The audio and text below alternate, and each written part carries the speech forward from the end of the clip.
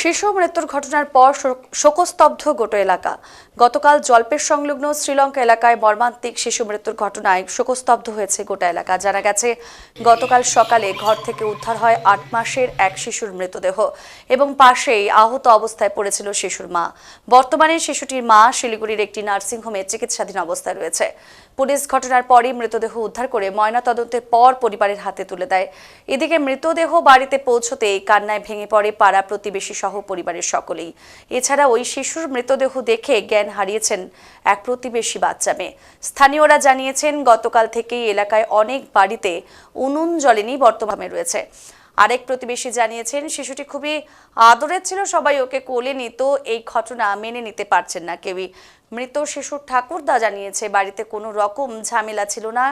কেন এরকম ঘটনা ঘটলো কিছুই বুঝতে পারছেন না তারা।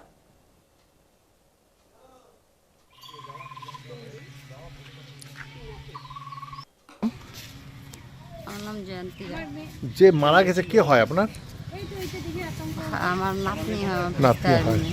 তো কালকে আপনারা আসছেন না আজকে আসছেন? ও এইটাই বাড়ি। বললাম কি, কালকে থেকে কি উনান জ্বলছে, খাওয়া দাওয়া করছেন আপনারা? না, কালকে থেকে তো খাওয়া দাওয়া, কালকে তো কেউ খাইতে পারি নাই। বাচ্চাটাকে দেখি সবাই তো কান্নাকাটা শুরু করছে। কি করে রান্না করবো আর খাবো? বাচ্চাটা তো সবার কোলে থাকে না। বাচ্চাটাকে দেখে কেউ আমরা স্থির হয়ে থাকতে পারতেছি না। যখন কালকে নিয়ে গেল, রাত্রেবেলা নিয়ে গেল, তখন ওই যে সিদ্ধ ভাত রান্না করে একটু খাইলো। এখনো এই অবস্থা রান্না টান্না হয়নি? না, এখনো হয়নি। আমার নাম জগেন রায়।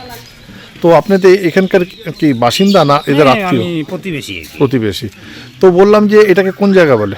এটা জলপে শ্রীলঙ্কা বলে। বললাম যে কালকের যে ঘটনাটা ঘটেছে, যে একটা শিশু মারা গেছে এবং তার মা হচ্ছে গলায় এবং হাতে কাটা অবস্থায় ছিল, তো এখন বর্তমান পরিস্থিতি কি আছে?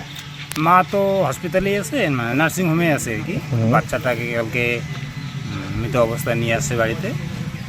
নিয়ে আসার পরে আমরা সৎকার করে ফেলছি। তো পুলিশকে জানিয়ে করছি। পোস্টমর্টম হয়েছিল কালকে? হ্যাঁ, পোস্টমর্টম হয়ে গেছে। তো বললাম কি, পুলিশ কি আবার আসছিল আজকে? না, আসেনি। আচ্ছা, তো এখন কি পরিস্থিতি আছে? এখন পরিস্থিতি তো বরাবর আগের মতোই আছে, নতুন কোনো পরিবর্তন হয়নি। স্বামী কোথায় আছে এখন? স্বামী আজকে গেল নার্সিংহোমে গেছে। আজকে রাতটা বাড়িতে ছিল। তারপরে ধরেন 11টার দিকে শিলিগুড়িতে রওনা দিল। তো পেশেন্টের অবস্থা এখন বর্তমান কি আছে? শুনতেছি এখন ভালোই আছে আর কি। ভালোই আছে।